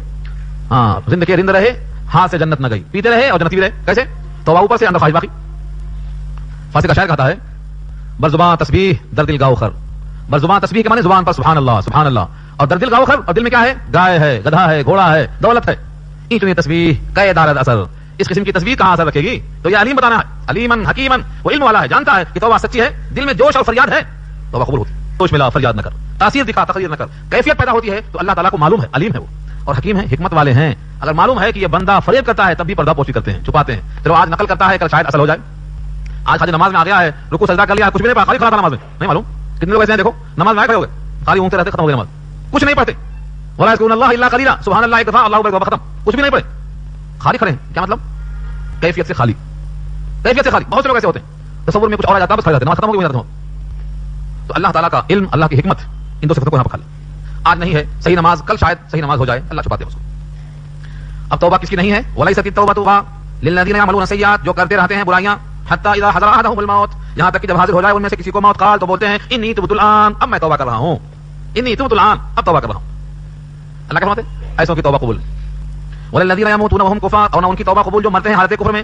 اولئک اعتدنا لهم عذابا الیما، وہی لوگ ہیں کہ ہم نے تیار کر دیا ان کے واسطے المناک عذاب. تو حالت کفر میں موت نہ آئے، تمنا رکھنا اس کی، خاتمہ ایمان پر ہو، یہ تمنا. سب سے زیادہ دعا کرانے کے واسطے بھی دعا کرو. مولوی صاحب کس کے لیے دعا کرو؟ نوکری کے لیے، شادی کے لیے، وہ زمین بکنے کے لیے، یہ دعا کراتے. یہ دعا کرانا کہ خاتمہ ایمان پر ہو. کیوں؟ خاتمہ ایمان پر ہوا تو یہ دنیا کے برابر نہیں، دنیا سے 10 گنا زیادہ جنت ملے گی کم سے کم. وہ دعا کرو. ضرورت ہونا ہے تو وہ دعا کرو، وہاں ملتی. جہاں سب محتاج ہوں گے وہاں کے واسطے کرو. یہاں تو فقیر بھی کھاتا، امیر بھی کھاتا، ہاں کوئی لذیذ کھاتا، کوئی سوکھا روکھا کھاتا، مگر وہاں ایک قطرہ پانی نہیں ملے گا اور ایک روٹی کا ٹکڑا بھی نہیں ملے گا. وہاں کے واسطے دعا کراؤ. سورہ اعراف کی آیت کیوں بھول جاتی ہے؟ جنت والے جہنم والے سلام کلام نہیں مانگیں گے سیدھا سیدھا. ونادى اصحاب النار اصحاب الجنہ ان افیضوا علینا من الماء، کیا کہیں گے؟ ان افیضوا علینا من الماء، تھوڑا پانی پھینکو، روٹی کا ٹکڑا پھینکو، کیا کہیں گے وہ؟ ان اللہ حرمهما على، روٹی کا ٹکڑا بھی پانی کا قطرہ بھی دونوں حرام کیا اللہ نے. تو وہاں کے واسطے دعا کرایا کرو، یہاں کے واسطے نہیں. یہ مومن کی شان. اس کے بعد جب معلوم ہو گیا کہ توبہ نہ کرنا اور گناہ کرتے رہنا یہاں تک کہ موت کا وقت آ جائے یہ اللہ کے نہیں ہے، اس کی ایک وجہ ہے. حدیث پاک میں آتا ہے یا مدن سیاد، بولو میں یا مدن سیاد، گناہ کرتے رہتے ہیں یہاں تک کہ موت آ گئی. کیا ہوگا پھر حال اس کا؟ ایک گناہ ایک دھبا ہے، سفید کپڑا مومن کا نام ہے عمل. جیسے گناہ کیا ایک دھبا لگ گیا، وہ دھبا نے چھڑایا، کرتا گیا گناہ، پھر ایک دھبا، پھر کرتا گیا گناہ، پھر ایک دھبا، یہاں تک کہ دھبا پڑتے پڑتے پورا دل سیاہ ہو گیا. اب اس میں حق داخل کیسے ہوگا؟ اس کے بعد مثال دیا جس طرح چھری ہوتی، چھری چلتی گئی کارآمد رہی، ورنہ زنگ لگتے لگتے لگتے پوری چھری زنگ آلود ہو گئی. اب اس سے وہ کام نہیں ہوگا جو ہوتا تھا. تو مومن کے قلب کو اللہ نے آئینہ بنایا ہے. دھبا لگتے لگتے پورا دھبا پڑ جاتا، اس آئینے میں شکل نظر نہیں آتی، اچھی ہے کہ بری، برائیوں کو اچھائی سمجھتا ہے، کرتا چلا. موت کی کیفیت طاری ہونے کے بعد بھی توبہ کی توفیق نہیں ہوتی. جس کو بدعا دینا یہی بدعا کرنا کہ اس کا خاتمہ ایمان پر نہ ہو، اور جس کو دعا دینا یہ دعا دینا کہ اس کا خاتمہ ایمان پر ہو. اس سے بڑی دعا نہیں، اس سے بڑی بدعا نہیں. یہ ہے. اور اہل اللہ کی دعائیں لگتی ہیں، لوگ سمجھتے نہیں. مجھے سعد کا واقعہ آتا ہے قرآن بخاری شریف میں، سعد بن ابی وقاص کا. یہ عشرہ مبشرہ ہیں. وہ 10 صحابہ جن کو جنت کی بشارت دی گئی تھی، دنیا میں چلتے پھرتے جنت دکھانے تھے لوگ، 10 میں سے ایک تھے سعد بن ابی وقاص رضی اللہ تعالی. طویل قصہ ہے، بہت لمبا ہے، عنوان یہاں نہیں ہے وہ، مگر میں اشارہ کر دیتا ہوں تاکہ آپ بات کو. کیا شکایت کی گئی؟ کو نماز پڑھانا آتے نہیں، نماز پڑھنا نہیں آتا ان کو. جناب نے بلا کے پوچھا کیا شکایت آپ کی آئی ہے؟ کہا دیکھو جب مسلمانوں کی تعداد 40 تھی اس وقت میں اسلام میں داخل ہوا ہوں، اور آج میری حالت مجھے نماز نہیں پڑھنا آتا، اس سے بڑھ کر حیرت کی بات کیا ہو سکتی ہے؟ اور ایک الزام تھا کہ کنبا پروری کرتے ہیں، اپنوں کا خیال کرتے ہیں، دوسروں کا خیال نہیں کرتے. اور تیسرا یہ تھا کہ یہ جناب خود کو دوسروں کو بھیج دیتے ہیں، جنگ پر خود نہیں جاتے ہیں. اس قسم سے ان کے سامنے کہا گیا. انہوں نے کہا میں اس کے جواب میں 3 باتیں کرتا ہوں اللہ سے. یا اللہ، جن لوگوں نے مجھ پر یہ 3 باتیں کہی ہیں اس پر میں بھی 3 چیزوں کا تجھ سے ایک درخواست نامہ پیش کرتا ہوں. اے اللہ، ان کی عمر کو طویل کر دے، اور ان کے فقر کو بھی طویل کر دے، اور ان کو فتنوں پر پیش کر دے. بس ان لوگوں نے 3 الزام لگایا، میں بھی 3 کا جواب 3 سے دیتا ہوں. طویل عمر ہو، اور طویل فقر ہو، اور فتنوں پر پیش ہو. کہتے ہیں جس نے یہ الزام لگایا تھا جناب عمر کی بارگاہ میں، صاحب نے اپنے قلب سے جو آہ نکالی تو تینوں جا کے پہنچی عرش اعظم پہ، مقبول ہو گئی. بخاری میں روایت بہت طویل ہے، کھول کر دیکھو، میری خواہش ہے توفیق ہوگی اصلاح کی. لکھتے ہیں کہ وہ آدمی اتنا زیادہ عمر والا ہو گیا تھا کہ اس کی بھویں تک پک گئی تھی، اور بھویں پک کے لٹک گئی تھی آنکھوں پر، کچھ دیکھنا ہے تو اٹھا کے دیکھنا پڑتا تھا، اتنا طویل بوڑھا. اور فقر فاقے کا یہ عالم تھا کہ اس کے پاس کچھ نہیں تھا. فقر فاقے کے عالم میں اتنی طویل عمر. اور فتنے پر پیش کرنے کا مطلب یہ ہے بوڑھا زانی کبھی بخشا نہیں جائے گا. تو یہ بڑھاپے میں لڑکیوں کو چھیڑتا تھا سڑکوں پہ کھڑا ہو کے. یہ تینوں باتیں لکھی ہیں اور غالباً مجھے یاد آتا ہے کہ روایت کی راویہ جناب عائشہ ہیں. مطلب یہ ہوا کہ جس طرح لوگوں کی دعائیں لگتی ہیں ایسے بددعائیں بھی لگتی ہیں. لوگ دعاؤں کی طرف تو کرتے ہیں لیکن بددعاؤں سے بچنا نہیں چاہتے. جس طرح دعاؤں کی خواہش ہے ایسے بددعاؤں سے بچنے کی فکر کرنا چاہیے. تو اللہ فرماتے ہیں کہ جو حالت کفر کے اندر مر جائیں یا گناہ کرتے کرتے کرتے موت تک توبہ نہیں کر سکے ہیں, اس حال میں مر جائیں تو ان کے قلب سیاہ ہو جاتے ہیں اور حق کی توفیق نہیں ملتی ہے. لہذا اپنے نام اعمال کو دو رخ سے سوچنا پڑے گا. دعاؤں کی طلب ہے تو مظلوم کی آہوں سے بچنا بھی ہے. اولئک اعتدنا لهم عذابا الیما, وہی لوگ ہیں کہ ہم نے تیار کر دیا ان کے واسطے المناک عذاب. یا ایھا الذین آمنوا لا یحل لکم ان ترثوا النساء کرہا. ایک معاشرے کا اور ظلم ہوتا تھا, زبردستی میراث لیتے تھے. زبردستی میراث کیسے ہوتی ہو؟ ایک عورت کے پاس مال بہت ہے, کالی کلوٹی ہے, بوڑھی ہو چکی ہے, اس کی طرف کوئی اشتہا نہیں, اس لیے نکاح کرتا ہے کہ اس کا پورا مال مجھے ملے. تو مرنے والی بڑھیا, جانے والے کبھی اپنے کو گھٹا پورا مال. معاشرے میں لوگ دیکھتے رہتے ہیں ایسی کوئی بڑھیا ہے کیا, مال بہت زیادہ ہے, حالانکہ وہ کسی کام کی نہیں. اس سے نکاح صرف اس لیے کرے گا کہ اس کا پورا مال منتقل ہو جائے. حالانکہ پورا مال منتقل نہیں ہوگا, شوہر بن جائے گا تو 1/4 ملے گا, اولاد نہیں ہے تو اولاد ہے تو 1/4 ملے گا یا آدھا ملے گا. دو شکلیں ہیں اس کی, اولاد ہے تو 1/4, اولاد نہیں ہے تو آدھا. تو اس نیت سے نکاح کر لینا کہ جبرن اس کا میراث ہم کو مل جائے, اللہ کو یہ بات پسند نہیں. نکاح کو مال کا ذریعہ مت بناؤ. یہ ہے کسی سے نکاح اس نیت سے نہ ہو کہ اس کا مال منتقل ہو جائے. اگر بڑھیا سے منع ہے اس نیت سے تو کیا جوان سے جائز ہے اس نیت سے؟ پوچھو, سمجھ کر دیکھو. آج لوگ تلاش کرتے ہیں رشتہ, کیا بولتے ہیں ایسی لڑکی ہو اکلوتی بیٹی ہو. کیوں؟ پورا آ جائے سمجھ کے اکلوتی بیٹی تلاش کرتے لوگ. کہانی بھی ہے, لنگڑی بھی ہے تو بھی چلتی, مگر اکلوتی ہونا. جو 4 6 5 رہیں گے تو تقسیم ہو کے آئے گی, بھائیاں رہیں گے تو پورا سمیٹ لیں گے, اکلوتی. یہ مزاج بن چکا ہے. تو اگر نکاح کے ذریعے سے مال آنے کی طرف ہے, نیت فاسد, نیت خراب ہو گئی. مال آئے گا لیکن وبال ساتھ آئے گا اس نیت بد کی وجہ سے. یہی کہا گیا ہے یا ایھا الذین آمنوا, اے وہ لوگ جو ایمان لائے ہو, لا یحل لکم, نہیں ہے حلال تمہارے لیے, ان ترثوا النساء, کہ تم وارث بن جاؤ عورتوں کے کرہن, زبردستی. کرہن کے معنی زبردستی. کیسے ہوتا؟ یہ شکل ہے. ایک عورت آپ سے نکاح نہیں کرنا چاہتی مگر آپ چاہتے ہیں, کیوں؟ دل میں یہ ہے انہیں تو بہت ہے, کچرا ہے یہ, مگر مال آئے گا, اس کو چوپ نکاح میں رکھ لیں گے. یہ کرہا, زبردستی. اللہ کو یہ بات پسند نہیں ہے. اور یہ شکل ہے, جتنا عورت کو حصہ ملنا چاہیے اس کا اتنا حصہ نہ دینا, اس کا حصہ بھی رکھ لینا. یہ کیا ہے؟ کرہا میں آتا. جب سے محکمہ شریعہ میں بیٹھنا شروع کیا, کثرت سے لوگ آ کے پوچھتے بہن کا حصہ ہوتا کتنا ہوتا, یا اگر نہیں دیا تو کیا ہوتا. انہوں نے ایسا کہا تھا, ہم نے یہ کہا تھا, ان کو دے دیا گیا, شادی میں آتا ہو گیا. مختلف شکلیں پیش کریں گے تاکہ دینا پڑے. یہ سب کرہا میں آتا ہے, دیکھ لو. حلال نہیں ہے کہ تم عورتوں کی میراث کو اپنے لیے زبردستی رکھ لو کوئی شکل میں. ولا تعذلوهن, اور عزل کے معنی علیحدہ کرنا. ولا تعذلوهن, اور ان عورتوں کو اس غرض سے مقید مت کرو کہ جو کچھ تم لوگوں نے ان کو دیا ہے اس کا کوئی حصہ وصول کر لو, جس کو آپ کہتے ہیں طلاق علی مال, خلا جس کو بولتے ہیں. کیا ہوتا؟ ایک عورت کو تنگ کرتے, پہلے بولتے جا کے گھر سے پیسہ لے کے آؤ, نہیں لائی نہیں لائی نہیں لائی, اس کو اتنا تنگ کرتے کہ بولتی تم مجھے چھوڑ دو. ہاں ایسا کہاں چھوڑ دے, ولیمہ کرنا پڑا تھا, خرچہ ہوا تھا, ہاں رکے چھپے تھے, پریس میں کام ہوا تھا, دنیا کے بکھرے سنا کے میرا شادی میں 2 لاکھ خرچ ہوا تھا, تم 2 لاکھ دو تو تم چھوڑ دیتا ہوں. یہ کیا ہے؟ اتنا تنگ کرنا, اتنا تنگ کرنا کہ وہ طلاق علی مال پہ راضی ہو جائے, خلا پہ راضی ہو جائے. یہ ہے ٹکڑا. ولا تعذلوهن لتذهبوا ببعض ما آتيتموهن, یہاں تو کم بتایا گیا. کیا جملہ دیکھو, ولا تعذلوهن, اور مت علیحدہ کرو ان کو تاکہ لے لو بعض اس میں سے جو تم نے ان کو دیا ہے, جو تم نے مال بطور مہر کے دیا ہے اس میں سے کچھ مت لے لو. مگر ہمارے پاس کیا ہے, مہر باندھیں گے 5000, اور جب خلا کی بات آئے گی تو 5 لاکھ مانگیں گے. ہم نے دیکھا ہے کس نکاح کے موقع پر مہر 5000, اور جب تنگ کریں گے بیوی کو طلاق مانگے گی تو کہیں گے خلا کے طور پر 5000 نہیں 5 لاکھ دے تو چھوڑتا ہوں. یہ کیا شرط ہے؟ یہ شرنگیزی ہے. جب اس کو نکاح میں لیا تو اس کی قیمت 5000 لگایا, اور جو اس کو چھوڑ رہے ہیں اس کو گویا بیچ دے رہے ہیں تو قیمت اس کی 5 لاکھ کیسے ہو گئی؟ استعمال سے پہلے سستی, استعمال کے بعد مہنگی ہوتی. کیا یہ سراسر اسلام کے خلاف. کیا ٹکڑا بتایا گیا. ہاں ایک شرط ہے, الا مگر ان یاتینا بفاحشۃ مبینہ, اگر وہ کر دیں کوئی بے حیائی کھلی ہوئی. کھلی بے حیائی کا مطلب کیا ہے؟ شوہر سے تعلق نہ رکھ کر غیروں سے تعلق رکھیں, شوہر سے روکھا لہجہ ہو اور غیروں سے میٹھا لہجہ ہو بات کرنے کا, اپنوں کے ساتھ چھپنا ہے اور غیروں کے ساتھ بہانا پھرنا ہے, اس کو کہا بفاحشۃ مبینہ, کھلی بے حیائی. اس شکل میں حکم ہے کہ ان کو علیحدہ کرو. مال لے کر بھی طلاق دینا جائز ہے, لیکن مال کی مقدار مہر سے بڑھنا ہرگز جائز نہیں ہے. جو مہر دی گئی ہے اسے زیادہ لے کر خلا دینا یہ ظلم ہے. وعاشروهن بالمعروف, اور رکھو ان کو دستور کے مطابق. دستور کیا ہے؟ ہر ایک اگر اپنا حق مانگے اور دوسروں کا حق ادا نہ کرے تو جھگڑا پیدا ہوتا ہے. اگر ہمیں ہمارے فرائض یاد ہوں اور حقوق بھی تو جھگڑا نہیں ہوگا. ہوتا یہ ہے کہ ہم فرائض بھول جاتے ہیں اور حقوق یاد رکھتے. بیوی ہے اسے کھانا پکانا چاہیے, کپڑا دھونا چاہیے, خدمت کرنا چاہیے, میرے ماں باپ یہ کرنا چاہیے, یہ سب کیا ہے؟ یاد آ رہے ہیں حقوق. لیکن ذمہ داریاں کہ یہ بے دین نہ ہونے پائے, اس کو دیندار بنانا چاہیے, اس کو قرآن سے غافل نہ ہونے دیا جائے, یہ ذمہ داریاں یہ یاد نہیں آتی. پارکوں میں لے کے جائیں گے لیکن قرآن کریم پڑھنے کی جگہ پر نہیں لے کے جائیں گے, کہیں گے وہاں کیا سکون گھنٹہ ہے, کچھ نہیں, نہ تفریح ہے, نہ کھیل ہے, نہ کود ہے, نہ ہنگامہ ہے, نہ کوئی دل تفریح کا سامان ہے, خشک ہے بالکل. تو قرآن کریم کی آیتوں سے معلوم ہوا کہ جیسے ان کا حق ہے ویسے ان کے لیے تم پر ذمہ داریاں بھی ہیں.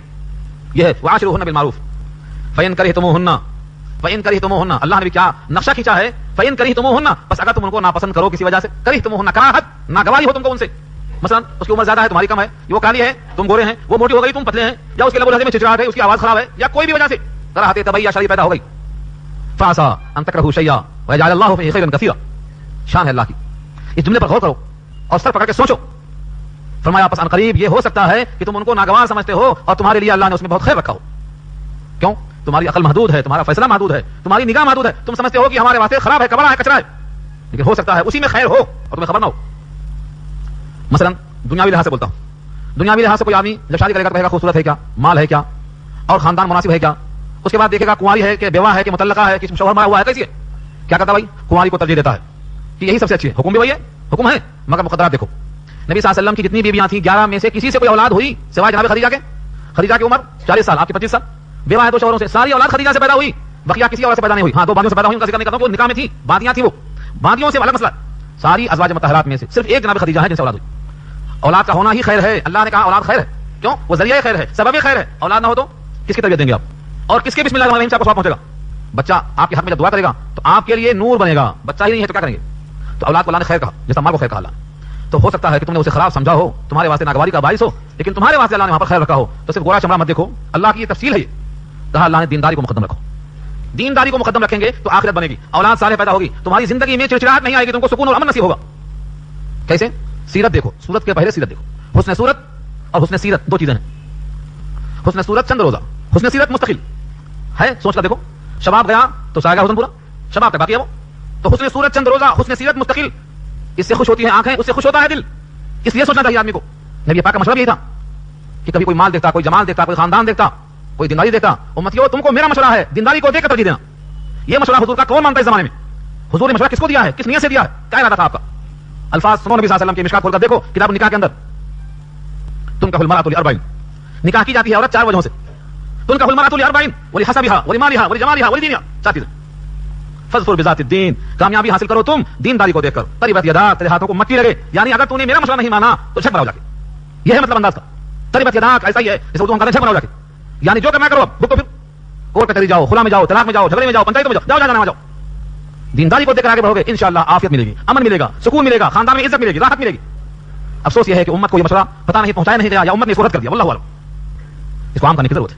یہی فرمایا فاسا ان تکرہوا شیئا, بس ہو سکتا ہے کہ تم ان کو ناگوار سمجھتے ہو. شیئا مانے کسی وجہ سے, شکل کے اعتبار سے, قد کے اعتبار سے, جسامت کے اعتبار سے, کسی اور لحاظ سے. وجعل اللہ فیہ خیرا کثیرا, اور کر دے اللہ اسی میں تمہارے واسطے بہت خیر. خیرا کثیرا کس کو بولتے ہیں, بہت خیر. جب کسی کے حق میں خیر کثیر کی دعا ہوتی ہے, انا اعطینا کل کوثر, یہ کل کوثر ترجمہ کس کا ہے, فیہ خیرا کثیرا, خیر کثیر مانے بہت بھلائی, کوثر کثیر سے بنا بہت بھلائی. ایک بار نبی صلی اللہ علیہ وسلم نے ایک صحابی سے خوش ہو کر دعا دیا تھا. کیا کہا تھا, اللہم اکثرہ مالک وولدک, اللہم کثرہ, اے اللہ اس کو زیادہ عطا فرما دے, مال بھی اولاد بھی. تو ان کی زندگی میں 120 اولاد ہو گئی, زندگی ہی میں ان کی. کون ہے یہ صحابی کا نام یاد ہے, کیوں یاد کریں گے, ہم کو تو ان کے نام یاد ہوتے ہیں, ان کے کھلاڑیوں کے, ثانیہ مرزا کے اور فلانے کے اور ٹھکانے کے. صحابیات پر کتابیں نہیں پڑھتے, ہم سنتے نہیں. فوٹو ننگی آ گئی تو خوش کر لیا. اپنے بچوں کو بچاؤ اس سے, ان کو صحابیات کے نام بتاؤ, انس بن مالک ہیں. نبی کی دعا کا ثمرہ ہے یہ ہے خیر کثیر. خیر کثیر یہ. وَإِنْ أَرَدْتُمْ اسْتِبْدَالَ زَوْجٍ مَكَانَ زَوْجٍ, اور اگر تم بدلنا چاہتے ہو, استبدال معنی بتانا, چینج کرنا. وَإِنْ أَرَدْتُمْ, اور اگر تم نے ارادہ کر لیا ہے استبدال, تبدیل کرنا چاہتے ہو, زوجن مکان زوجن, ایک کے بدلے دوسری, ایک بیوی کو ہٹا کر اس کے بدلے دوسری لاؤ, یہ جائز ہے. یہ جائز ہے, نکاح کو تبدیل کرنا جائز ہے, لیکن بہتر نہیں ہے. فرق ہے دونوں میں, جائز اور بہتر. طلاق دینا جائز ہے لیکن بہتر نہیں ہے. فرمایا نبی صلی اللہ علیہ وسلم نے جتنی چیزیں مباح ہیں ان میں سب سے زیادہ ناپسندیدہ طلاق ہے. لیکن حکم کیا بتانا چاہتے ہیں, وآتیتم احداہن قنطارا, اور تم نے ان کو بوقت نکاح ڈھیروں مال دیا تھا اور طلاق دینے کی نوبت آئی, فلا تأخذوا منه شيئا, تو اس دیے ہوئے مال میں سے تم کچھ بھی مت لو. دیکھ رہے ہیں, اگر طلاق کی نوبت آئی فلا تأخذوا منه شيئا, تو اس میں سے کچھ بھی مت لو. یہ اللہ کا حکم ہے. یہی جملہ تھا, سنایا تھا کہ سامنے آپ کو. جناب عمر نے دیکھا کہ لوگ لمبی لمبی مہریں باندھ دیتے ہیں اور دیتے نہیں, ادھار کر دیتے ہیں, اور مرنے کے بعد معافی مانگ لیتے ہیں. تو آپ نے کہا پابندی لگا دو, مہریں اتنی باندھو کہ دے سکو اور نہ کر دو. یہ بڑھیا نے پکار کے کہا, جناب عمر منبر پہ خطبہ دے رہے تھے, بڑھیا باہر سے پکارتی ہے, جناب عمر آپ کو پابندی کا حق نہیں لگانا, حق ہی نہیں آپ کو, کیونکہ اللہ نے کہا ہے قنطارا, ڈھیروں مال اگر تم نے دیا ہے تو بھی اس میں سے مت لو. مطلب ڈھیروں مال شوہر بیوی کو دے سکتا ہے, تبھی تو لکھا اللہ نے. جناب عمر نے اپنی بات مان کر, بڑھیا کی بات کو سن کر فیصلہ کیا کہ اس کی بات سچ ہے, تو اعتراف کر لیا, جتنا چاہے بات عمر, لیکن ہاں ادھار رکھ کے معافی نہیں مانگنا, دے دینا. اب اگر طلاق کی نوبت آئی تو فلا تأخذوا, اس میں سے مت لو. کتنا مت لو, شیئا, کچھ بھی مت لو. اس کے بعد نفسیات کے ماہر جا کے دیکھیں, یہاں نفسیات جس کو بولتے ہیں, کیا شان ہے مولا کریم کی, کیا سوال کیا ہے, کوشچن ڈال دیا. اتأخذونه, کیا تم اس سے مال کو لے لینا چاہتے ہو بہتان لگا کر اور صریح گناہ کر کے. اتأخذونه بہتانا واثما مبینا, کیا تم لینا چاہتے ہو اسے مال کو بہتان لگا کر. بہتان, ہم پر کتنے لوگ ہیں جو بہتان میں اور غیبت میں فرق نہیں سمجھتے. سن لو, بہتان کسے کہتے ہیں, عورت سے چھڑانا ہے پیچھا, جان کھا رہی ہے, تنگ کر رہی ہے, چھڑانا ہے پیچھا. اب اگر طلاق دے دیا تو کیا ہوگا, مہر دینا پڑتا. اور اگر میں نے اس پر الزام لگا دیا کہ اس نے گندی حرکت کی ہے تو یہ کہے کہ مجھے خلا دے دو, تو کیا ہوگا, میں کہوں گا مال دے دو, چلی جاؤ, تو میرا مال مجھے مل جائے گا. یہ ہے بہتان کا طریقہ, عورت سے چھٹکارا پانے کے لیے اور مہر کے پیسے کو بچانے کے لیے بہتان. لیکن بہتان کسے کہتے ہیں, ایک صحابی نے پوچھا جب فرمایا نبی صلی اللہ علیہ وسلم نے کہ جو کسی کی غیبت کرتا ہے یعنی اس کے غیاب میں ایسی بات کہتا ہے جس سے اس کو تکلیف پہنچ جائے سننے کے بعد تو وہ غیبت ہے. صحابہ نے پوچھا اگر اس میں وہ غلطیاں ہیں تو وہ خرابیاں اس میں ہیں تو وہ برائیاں اس میں ہیں تو فرمایا تبھی تو غیبت ہے وہ. اگر برائیاں اس میں نہیں ہیں تو وہ تہمت ہے. اسی کا نام بہتان ہے. تہمت اور بہتان ایک چیز ہے. تو کیا تم بہتان لگا کر اور اس بہتان کا صریح گناہ لے کر مال لینا چاہتے ہو؟ یعنی مال لینے کی خاطر اور مہر کی رقم کو بچانے کی خاطر جھوٹی بات مت کہو, یہ مطلب ہے. آگے کیا فرمایا وَكَيْفَ تَأْخُذُونَهُ, اور کیسے تم اس سے لے سکتے ہو وَقَدْ أَفْضَىٰ بَعْضُكُمْ إِلَىٰ بَعْضٍ, تحقیق کہ تم ایک دوسرے سے قریب ہو چکے ہو, بے حجاب ہو چکے ہو اور بے لباس ہو چکے ہو. تم دونوں آپس میں اتنا قریب ہو گئے ہو, بے حجابی اور بے لباسی میں اتنا قربت بڑھ گئی ہے. من تو شدم تو من شدی, من جان شدم تو تن شدی, طاقت نہ گویات بات ازی من دیگرم تو دیگری. میں تم بن جاؤں تم میں بن جاؤں, میں جان بن جاؤں تم جسم بن جاؤ. اتنا قریب ہو جاؤ کہ بعد لوگ دونوں کو ایک کہیں دو نہ کہہ سکیں. اتنی قربت ہونے کے باوجود اب تم مجھ سے مال لینا چاہتے ہو. انداز دیکھو اللہ کا. وَكَيْفَ تَأْخُذُونَهُ, اور کیسے تم لے سکتے ہو اس سے. وَقَدْ أَفْضَىٰ, اور تحقیق کہ پہنچا, افضا کے معنی قریب پہنچنا جسم کے ساتھ, بعضکم الی بعض, تم میں سے بعض کی طرف. وَأَخَذْنَا مِنْهُمْ وَأَخَذْنَا مِنْكُمْ مِيثَاقًا غَلِيظًا, اور اس عورت نے یا عورتوں نے تم سے لیا تھا پختہ عہد. میثاقاً غلیظا, پختہ عہد. یہ کب لیا تھا پختہ عہد؟ بوقت نکاح جب تم نے قبیلتوں کہا تھا تو قبیلتوں کا مطلب تمہارا کپڑا میرے ذمہ, تمہارا کھانا میرے ذمہ, تمہاری عاقبت کی فکر میرے ذمہ, تمہاری اولاد کی فکر میرے ذمہ, یہ ہے. اور اشارہ ہے, اور اشارہ کیا ہے؟ جب دونوں کے جوانی کا, شباب کا ابتدائی مرحلہ ہوتا ہے قربت کا, تو بولتے ہیں تم بہت اچھے ہو, کہتے ہیں تم بھی بہت اچھے. دونوں میں قسمیں ہوتی ہیں, معاہدے ہوتے ہیں, ارمان کا اظہار ہوتا ہے, اور کہتے ہیں تم سے میں کبھی جدا نہیں ہوتا, تم سے میں کبھی علیحدہ نہیں ہوتی. یہ ہے اخذنا منکم میثاقا غلیظا, پختہ عہد ہوتا ہے ہر طرف سے. لیکن جب بگاڑ ہوتا ہے تو یہ سب بھول جاتا ہے, مال طلب سب بھول جاتا ہے. یہ اشارہ ہے, یہ ہوتا ہے.